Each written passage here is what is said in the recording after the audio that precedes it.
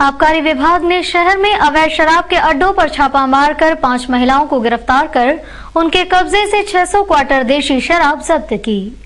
अमले को देखकर घरों से पुरुष फरार हो गए। वहीं पकड़ी गई महिला आरोपियों को मौके पर जमानत देकर छोड़ दिया गया। आबकारी कंट्रोल रूम प्रभारी ML परमार ने बताया कि रविवार की सुबह 5:30 बजे के आसपास विभाग के अमले ने शहर के कई अवैध शराब के ठिकानों पर दबिश दी।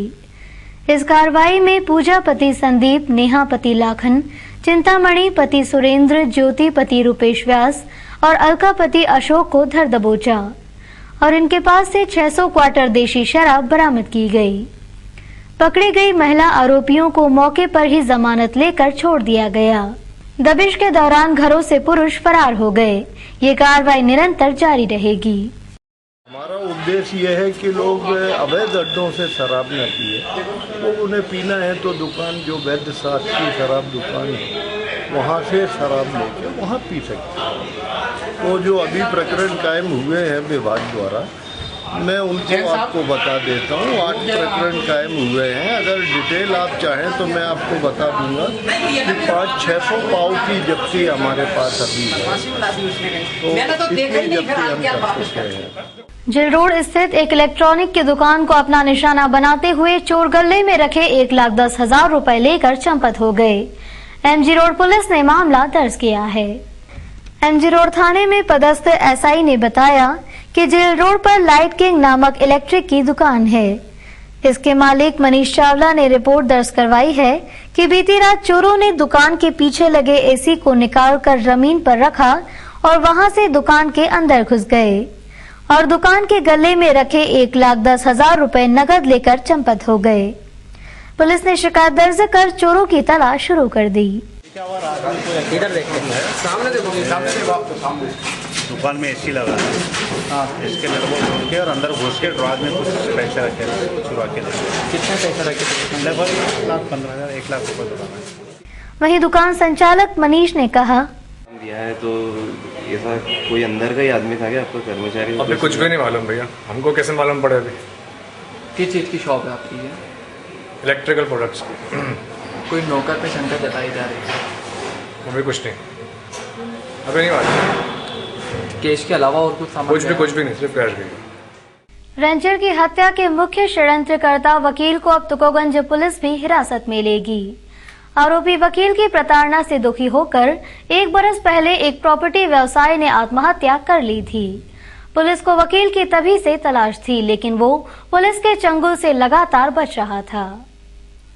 22 जुलाई 2011 को तुकोगंज थाना क्षेत्र में प्रॉपर्टी व्यवसायी अरुण रावल ने जहर खाकर जान दे दी थी। अरुण जहर खाकर पलासिया थाने चला गया था, जहां से उसे MY अस्पताल भिजवाया गया और बाद में मामला तुकोगंज पुलिस को सौंपा गया। अरुण ने मृत्यु पूर्व बयान में एक जमीन के सौदे के लिए दिलीप सैनी, रविंद्र अवस्थी, सुरेश, वकील RK श्रीवास्तव सहित 12 लोगों पर प्रताड़ना का आरोप लगाया था। मामले में पुलिस ने सभी आरोपियों के खिलाफ आत्महत्या के लिए उकसाने का प्रकरण दर्ज किया था। वकील RK श्रीवास्तव इस मामले में भी आरोपी था, लेकिन पुलिस को नहीं मिल रहा था। शुक्रवार को क्राइम ब्रांच द्वारा रेंजर हत्याकांड में वकील को गिरफ्तार किया गया। आरोपी वकील को अब तुकोगंज पुलिस हिरासत में लेने की तैयारी में है। पुलिस आरोपी वकील से अब पूछताछ करेगी कि उसने इस तरह से कितने लोगों को परेशान कर जमीनों के सौदे करवाए हैं।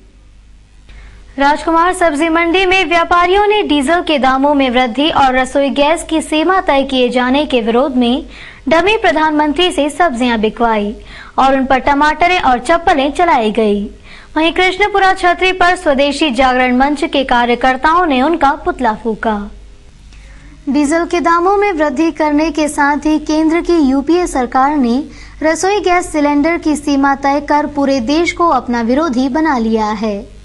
प्रधानमंत्री मनमोहन सिंह ने इसकी परवाह न करते हुए मल्टीप्लान रिटेल में 51% निवेश की अनुमति देने से आग में घी का काम कर दिया। पूरे देश में इसे लेकर हाहाकार मचा हुआ है। रविवार की सुबह राजकुमार मिल सब्जी मंडी में इसके विरोध में व्यापारियों ने अनूठा प्रदर्शन किया। उन्होंने अपने साथी को डमी प्रधानमंत्री बनाकर खड़ा कर दिया और उससे सब्जियां बिकवाई। प्रधानमंत्री बना युवक खुद को सोनिया और राहुल से परेशान बताकर इंदौर आने की बात कह रहा था। व्यापारियों ने केंद्र सरकार के खिलाफ जमकर नारेबाजी की। वहीं महिलाओं ने डमी पीएम पर टमाटर और चप्पलें फेंकी।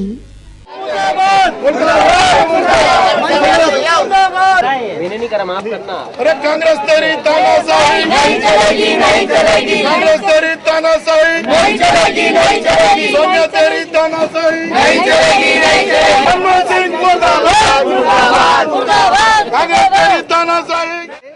इंदौर महंगाई से परेशान होकर इंदौर आ चुका हूँ सब्जी बेचने। क्यों आम जनता में टमाटर इसलिए आएंगे कि क्यों महंगाई से त्रस्त थी जनता। काय की महंगाई से? ये अपने गैस की टंकी, डीजल और इस बारे में किशोर मरमट का कहना था। आज आम जीवन चलाना काफी कठिन हो गया केंद्र सरकार की गलत नीतियों के कारण। इस कारण हमने प्रधानमंत्री और केंद्र सरकार की नाराजगी को होकर हमने प्रधानमंत्री पर टमाटर बरसाया। आज उनका देख के प्रधानमंत्री जी यहाँ पर आ गए, मनमोहन सिंह जी। आम जनता ने इसलिए उनको हम टमाटर मारे। और हम तो चाहते कि उनको कीचड़ में लेटाने चाहते थे, लेकिन एक सम्माननीय व्यक्ति है, वो भी सोनिया और राहुल से परेशान है, इसलिए उनका अकेले का दोष नहीं है। वहीं स्वदेशी जागरण मंच के कार्यकर्ताओं ने सुबह कृष्णपुरा छतरी पर प्रधानमंत्री का पुतला फूका।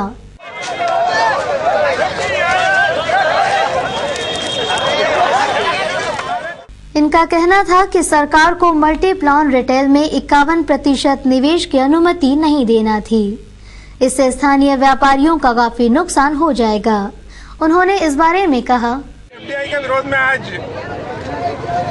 भारत के प्रधानमंत्री मनमोहन सिंह जी का पुतला दहन किया है।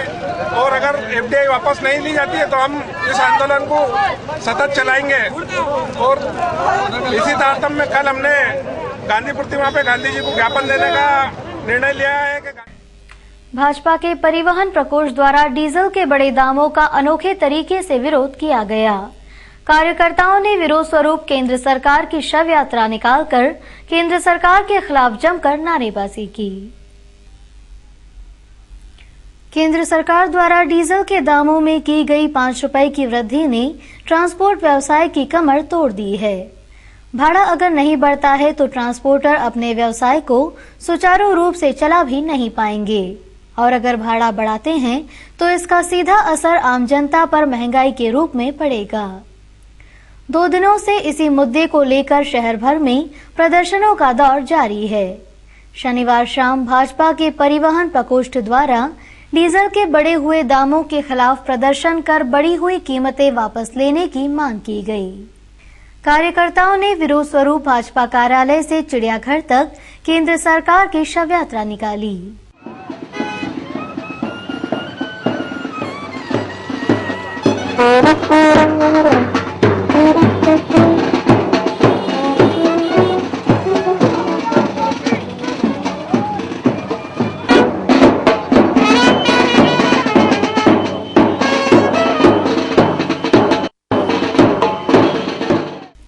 गाजे बाजे के साथ निकली इस शव यात्रा में कार्यकर्ताओं ने जमकर नारेबाजी की।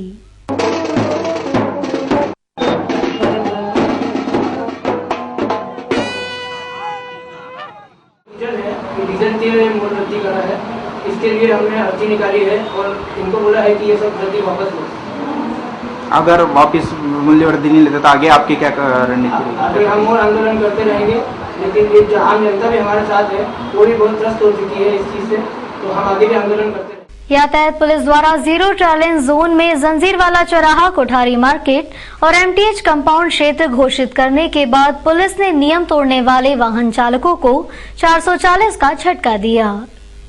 वाहन चालकों को यातायात नियम का पाठ पढ़ाने के उद्देश्य से यातायात पुलिस ने रिगल तिराहे, हाईकोर्ट, लैंटन चौराहा और हुकुमचंद घंटाघर चौराहे को जीरो टॉलरेंस घोषित कर वाहन चालकों को 440 का झटका दिया।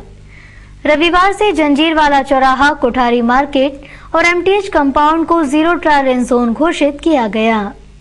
चूंकि रविवार होने से यहां यातायात का दबाव कम रहा, इसके चलते पुलिस कार्रवाई में नियम तोड़ते बहुत कम वाहन चालक फंसे। उनका 440 का चालान बन गया। इस कार्रवाई में सोमवार को काफी बहस हो सकती है। एक महिला को चाकू मारकर उसके साथ सामूहिक दुष्कर्म करने वाले 2 आरोपियों को लसोड़िया पुलिस ने गिरफ्तार किया है। मामला 25 अगस्त का है। खजाना क्षेत्र में रहने वाली एक महिला शाम को काम खत्म कर अपने घर लौट रही थी। तभी उसके पास उसका भतीजा दिनेश पहुंचा और अपनी चाची को अपनी दादी की तबीयत खराब होने की बात कही और झांसा देकर बाईपास पर ले गया, जहां दिनेश के 2 अन्य साथी रवि और अर्जुन उसका इंतजार कर रहे थे। तीनों आरोपियों ने चाकू की नोक पर महिला के साथ दुष्कर्म किया और महिला को चाकू मारकर घायल कर दिया। मामले में आरोपी भतीजा तो पूर्व में ही गिरफ्तार हो चुका था, वहीं रवि और अर्जुन को शनिवार को पुलिस ने हिरासत में ले लिया। एमवा अस्पताल में मेडिकल जांच के लिए आए आरोपियों ने महिला के ही चरित्र पर उंगली उठाई है। इंदौर प्रेस क्लब में प्रेस से मिलिए कार्यक्रम में पत्रकारों से चर्चा करते हुए भारतीय कम्युनिस्ट पार्टी के राष्ट्रीय महासचिव सुधाकर रेड्डी ने कहा कि केंद्र सरकार पूरी तरह देश की जनता के खिलाफ है। रविवार की सुबह प्रेस से मिलिए कार्यक्रम में पत्रकारों से चर्चा करते हुए कम्युनिस्ट पार्टी के राष्ट्रीय महासचिव सुधाकर रेड्डी ने बताया कि जिस तरह केंद्र सरकार ने डीजल दाम बढ़ाए और गैस सिलेंडर की सीमा तय करने के साथ एफडीआई को निवेश की अनुमति देकर देश की जनता के साथ खिलवाड़ किया, उनकी नीतियों का मकसद देशी विदेशी पूंजीपतियों को फायदा पहुंचाना है। एफडीआई को अनुमति देकर 2 करोड़ से ज्यादा लोगों को सड़क पर ला देना होगा। छोटे छोटे धंधा करने वाले व्यापारियों का रोजगार छिन जाएगा। सरकार अपने लोगों को जीवन सुरक्षा और रोजगार देने के बजाय उनका रोजगार छीन रही है। डीजल के दिनों में पेट्रोल का अभी एक 5% एक्साइज टैक्स कम करके पेट्रोल का प्राइस रोक दिया। डीजल का भी वही कर सकते थे। और शहरों में, गांव में अभी सिलेंडर्स का लिमिटेशन से बहुत बड़ी दिक्कत होने वाला है। दूसरा, कुकिंग अवेलेबिलिटी कुछ नहीं है मटीरियल। इसका वजह से मिडिल क्लास, सबसे ज्यादा गरीब लोग बहुत बड़ी प्रॉब्लम फेस करेंगे। और रिटेल ट्रेड में ब्रांडेड में 100%, अनब्रांडेड में 51% एफडीआई, ब्रॉडकास्टिंग में 74% और दूसरा डिसीजन विथड्रॉयल ऑफ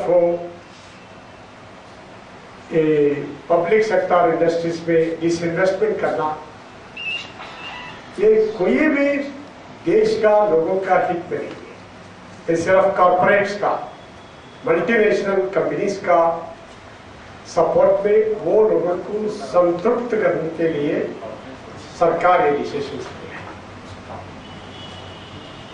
सीपीआई, वामपंथी पार्टियों और दूसरा डेमोक्रेटिक पार्टी इसके खिलाफ पे है। हम डिमांड कर रहे हैं पूरा वितरण।